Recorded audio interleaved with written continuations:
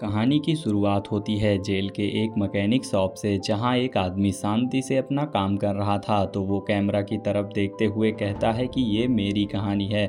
1947 loss एंते jail, Paris. कहानी पीछे गई तो उसी जेल के एक वार्ड में क्लाउड नाम का एक कैदी आया। उसे वार्डन के सामने लाया गया। उसके पास एक सोने की प्लेट वाला लाइटर था जो उसने आसपास छुपा रखा था। वार्डन बोला, तुम्हें नहीं पता कि ऐसी चीजें यहाँ पर अलाउड नहीं है? क्लाउड ने बड़ी शांति से जवाब दिया, ये चलता नहीं है, इसमें गैस भी नहीं, इसके साथ मेरा एक जुड़ाव है, इसीलिए मैंने इसे रखा है। लेकिन वार्डन उसे मना करते हुए कहा कि जब तुम जेल से निकलोगे तो इसे ले लेना, अभी के लिए ये हमारे पास ही रहेगा। इसके बाद क्लाउड को शिफ्ट किया गया एक दूसरे बैरक में, जहां पर 4 कैदी पहले से ही रह रहे थे। जैसे ही वो अंदर जाता है, मीनू ने गार्ड से कहा कि 4 कैदी यहाँ तो पहले से ही हैं। गार्ड बोला कि यहीं रहेगा और चला गया। क्लाउड को महसूस हुआ कि वो सब उससे बिल्कुल भी खुश नहीं थे, इसीलिए वो कहता है कि मेरा सेल ठीक किया जा रहा है और जल्दी मैं चला जाऊंगा, इसीलिए मैं यहाँ पर शिफ्ट किया गया हूँ। सबने अपना परिचय दिया। सबसे पहले वैसलीन मिला, फिर रोलांड और फिर जियो। जियो ने क्लाउड से सवाल करना शुरू कर दिए। उसने कहा कि तुम्हारी पत्नी है क्या तुम उससे प्यार करते हो? क्लाउड बोला, पत्नी है पर प्यार किसी और से करता हूँ। थोड़ी बातचीत के बाद वहाँ का माहौल बिल्कुल नॉर्मल हो गया। तभी गार्ड वहाँ एक कार्डबोर्ड शीट लेकर आता है जो कि कैदियों को बॉक्सेस बनाने के लिए दिए जाते हैं। वो सब काम पर लग गए।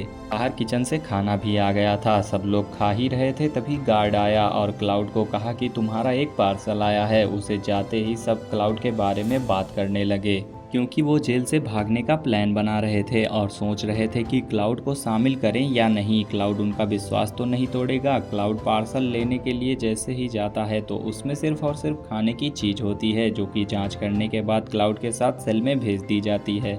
मीनू ने उससे पूछा कि तुम जेल क्यों आए? तो क्लाउड बोला कि मैं, मेरी पत्नी और उसकी बहन साथ रहते थे। एक दिन मेरी पत्नी मुझ पर गोली चलाने लगी, तभी मैंने बंदूक छीनी, पर गलती से गोली उसके कंधे पर जा लगी, जिसकी वजह से उसने मुझ पर इल्ज़ाम लगाया कि मैंने उसे मारने की कोशिश की है। जियो ने पूछा, तुम्हारी पत्नी अमीर है क्या? वो बोला, हाँ, पर मैं अब उससे प्यार नहीं करता, मेरा उसकी बहन के साथ अफेयर है। ये सुनकर सब समझ गए कि आखिर उसकी पत्नी उसे क्यों मारने की कोशिश कर रही थी। सबने क्लाउड से पूछा कि तुम्हें क्या लगता है कि तुम यहाँ से निकल पाओगे? पर वो चुप हो जाता है। इतने में ही रोलांड उससे कहता है कि यहाँ से निकलने के लिए हमारा प्लान है, अगर तुम भी हमारे साथ चलना चाहो तो चल सकते हो। इसीलिए वो उनसे बताता है कि मैं यहाँ से 3 बार भाग भी चुका हूँ। सुबह होती है और हर दिन की तरह फिर से यहाँ पर गार्ड आता है कॉफ़ी लेके, और उसको लेने के लिए यहाँ पर रोलैंड पहले ही आता है और वो सबको कॉफ़ी देता है। और कॉफ़ी पीने के बाद वो यहाँ पर दीवार से एक शीशे का टुकड़ा निकालता है। रोलैंड ने कांच के टुकड़े किए और उसमें से एक टुकड़ा अपने पास रख लिया और बाकी के टुकड़ों को कागज में लपेटकर यहाँ पे फ्लश कर दिया। और तभी यहाँ पर कुछ देर बाद गार्ड्स आते हैं रूम की तलाशी लेने के लिए, जो कि उनका रोज का काम होता है। गार्ड्स ने सेल की तलाशी ली और सेल की तलाशी करने के बाद वो वहाँ से चले गए। रोलैंड अपने हाथ में वो शीशा निकालता है और उस कांच के टुकड़े को एक ब्रश से जोड़ देता है और उस दरवाजे के लॉक से बाहर निकालकर वो बाहर के गार्ड्स पर नज़र रखने के लिए उसे एक टूल की तरह यूज करता है। उसने शीशे की मदद से देखा कि गार्ड्स पहरा दे रहे थे, इसीलिए वो फिर से खुदाई के काम को शुरू करने वाला था। और यहाँ पर क्लाउड से वो लोग कहते हैं कि तुम उस शीशे के ज़रिए यहाँ पर ध्यान रखना कि कोई भी गार्ड अगर आए तो हमें इन्फॉर्म कर देना। और इसके बाद वो अपने काम में जुट जाते हैं। उसने चेयर जैसी चीज़ से एक टूल निकाला जिसकी मदद से वो खुदाई करने वाले थे। इसके बाद हम देखते हैं कि वो लोग कार्ड सीट को हटाकर वहाँ पर गुफा बनाने वाले थे, क्योंकि वहीं से एक टनल जॉइंट होती है। रोलैंड ने सबसे पहले फर्श की टाइल को हटाया। उसके बाद वो और मीनू मिलकर दोनों ही साथ में यहाँ पर फर्श को तोड़ने में लग जाते हैं। बाहर काफ़ी शोर था, इसी वजह से अंदर की आवाज़ बाहर तक नहीं पहुँच रही थी। काफ़ी देर मेहनत करने के बाद उन्होंने 3 फुट का गड्ढा खोद लिया था। इसके बाद उन्होंने मिट्टी निकाली और वो देखते हैं कि नीचे सीमेंट की एक फ्लोर होती है, जिसे वो तोड़ के और भी अंदर गड्ढा करते हैं। रोलैंड सबसे कहता है कि कल हम 2 लोग साथ में जाएंगे और देखेंगे कि ये रास्ता आखिर जाता कहाँ पर है। इसके बाद उन्होंने सारी मिट्टी वापस से वहाँ पर रख दी और टाइल्स को फिर से वैसे ही बिछा दिया और कार्ड सीट को वहाँ पर फिर से वैसे ही लगा दिया जैसे कि वहाँ पर कुछ हुआ ही नहीं था और सब कुछ नॉर्मल है।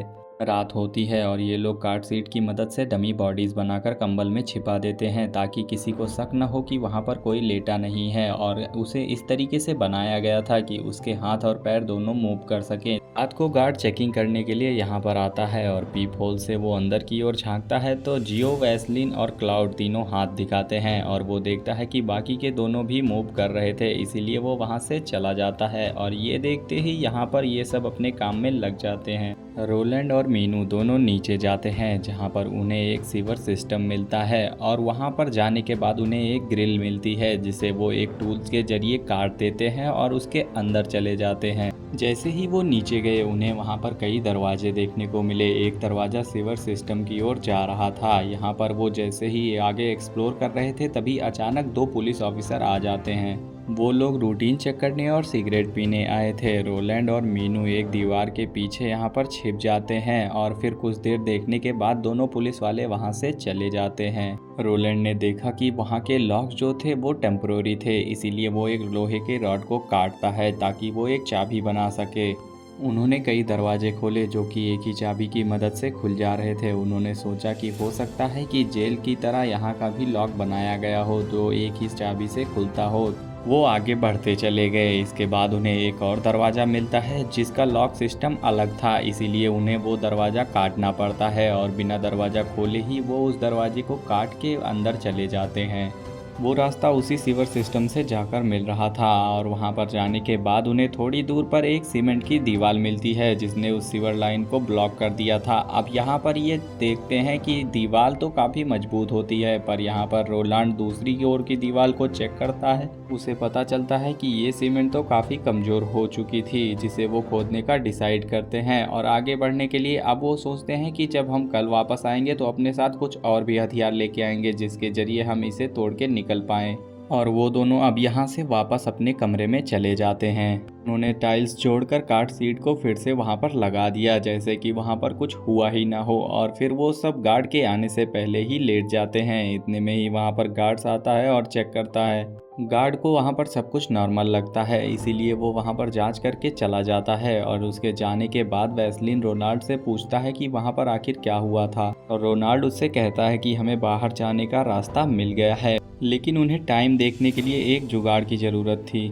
मीनू यहाँ पर डॉक्टर से चेकअप करवाने के बहाने जाता है और उससे बात करते करते वो 2 बोतल चुराकर अपने जेब में रख लेता है और बाहर निकलते वक्त वो ड्रम में रखी हुई थोड़ी सी रेत अपनी जेब में भर लेता है और ये सब कुछ ले जाकर वो रोलैंड को देता है। और रोलैंड उसे देखकर समझ जाता है कि अब वक्त आ गया है उन्हें टाइमर बनाने का, और वो उन दोनों बोतल में सैंड को भरते हैं जिससे वो जान जाते हैं कि आधे घंटे लगते हैं दूसरी बोतल खाली होने में। अब वो दोनों नीचे गए और एक लकड़ी की मदद से सैंड क्लॉक को फिट कर दिया और उसके बाद उन्होंने प्लान के हिसाब से खुदाई का काम करना शुरू कर दिया। और उन्होंने डिसाइड किया था कि हर 30 मिनट के बाद हम ऊपर जाके सब कुछ चेक करेंगे कि सब कुछ नॉर्मल है या नहीं।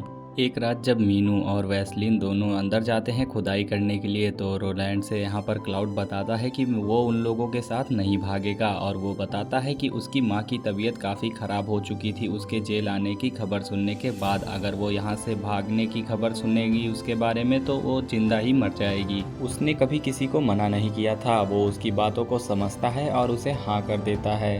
उस रात जियो और रोलैंड फिर से नीचे जाते हैं और वो टनल की खुदाई काफ़ी ज़ोर से कर रहे थे। थोड़ी देर खोदने के बाद यहाँ पर रोलैंड को एहसास होता है कि वो बहुत ही ज़्यादा करीब है। उन्हें महसूस हो रहा था कि टनल अब धीरे धीरे कमज़ोर हो रही है। इस बात से वो काफ़ी उत्साहित हो जाता है और दीवार को ज़ोर ज़ोर से खोदने लगता है, लेकिन इसी दौरान जियो के ऊपर मलबा गिर जाता है जिसे देखते ही यहाँ पर पोलैंड उसे बाहर खींचकर निकालकर ऊपर की ओर ले आता है। दोनों ही सेल में आके सबसे पहले तो नहाते हैं जिससे पुलिस वाले उन पे शक न करें। इसके बाद यहाँ पर हम देखते हैं कि अगली सुबह सब लोग सेविंग कर रहे होते हैं। तभी यहाँ पर गार्ड आके क्लाउड से कहता है कि तुमसे विजिटिंग रूम में कोई मिलने के लिए इंतजार कर रहा है। वो तुरंत ही विजिटिंग रूम में जाता है। वहाँ उसकी पत्नी की बहन निकोला उससे मिलने के लिए आई थी। वो उससे कहती है कि तुम अपनी पत्नी से रिक्वेस्ट करो, क्या पता वो तुमसे प्यार करती है इसीलिए अपना केस वापस ले ले। और यहाँ पे हम देखते हैं कि क्लाउड उससे पूछता है कि तुम कहाँ पर रहती हो, और वो बताती है कि मैं मैं अपने घर में ही रहती हूँ, जितना उस घर पे उसका हक है उतना ही मेरा भी। क्लाउड उससे कहता है कि तुम मेरे साथ कोई गेम खेलने की कोशिश मत करना पिछली बार की तरह, और ये कहते हुए वो वहाँ से चला जाता है। अगली रात जब वो खुदाई का काम कर रहे होते हैं तभी अचानक वहाँ पे कई सारे गार्ड्स आ जाते हैं और उनकी तलाशी ले लेने लगते हैं, और यहाँ पर सब लोग शॉक हो जाते हैं कि असल में यहाँ पर बिना बताए गार्ड क्यों आ गए थे। वो रूम की हर कोने की तलाशी लेते हैं पर उनके हाथ कुछ नहीं लगता। मीनू रोलैंड से कहता है कि हमें जल्दी खुदाई शुरू करनी होगी। वो जल्दी अंदर जाते हैं और टनल की खुदाई जल्दी से शुरू कर देते हैं। धीरे धीरे खुदाई करने के बाद यहाँ पर उन्हें आखिरकार एक होल मिल ही जाता है। वो काफ़ी खुश हो जाते हैं और उस होल को और भी बड़ा करके जल्दी से वहाँ से निकल के आगे का रास्ता खोजने के लिए बढ़ जाते हैं, और धीरे धीरे सेवर सिस्टम के अंदर वो जाते हैं और उन्हें एक रास्ता भी मिल जाता है जो कि मेन सिटी को होता हुआ जाता था, और यही उनका आखिरी पड़ाव है। यहाँ से निकलने के बाद वो एकदम से आज़ाद हैं और वो तुरंत ही वापस आकर अपने सेल में जाते हैं अपने सेलमेट्स को ये बताने के लिए उन्हें बाहर का रास्ता मिल चुका है। पर जैसे ही यहाँ पर वो भागने की तैयारी कर रहे होते हैं तभी यहाँ पर गार्ड आके क्लाउड को कहता है कि तुम्हें वार्डन ने बुलाया है, और जब पोलैंड उससे पूछता है कि वार्डन ने इसे क्यों बुलाया है तो गार्ड उसे कहता है कि तुम्हें इस बात को जानने की कोई ज़रूरत नहीं। वार्डन क्लाउड से बताता है कि तुम्हारी बीवी ने तुम्हारे ऊपर लगाए चार्जेस को हटा दिए हैं। इस बात को सुनकर वो खुश तो होता है पर एक बार के लिए हैरान भी हो जाता है कि उसके दोस्तों ने आज ही यहाँ से भागने का प्लान भी किया था। वार्डन को उस पर शक होता है और फिर जब वो अपने सेल में जाता है तो उसके साथ ही उससे पूछते हैं कि वार्डन ने तुमसे क्या कहा, और वो सारी बातें उन्हें बताता है। इसके बाद यहाँ पर मीनू को फिर भी विश्वास नहीं होता और वो कहता है कि 2 घंटों के दौरान तुमने यहाँ पर वार्डन से सिर्फ यहाँ पर इतनी ही बात की।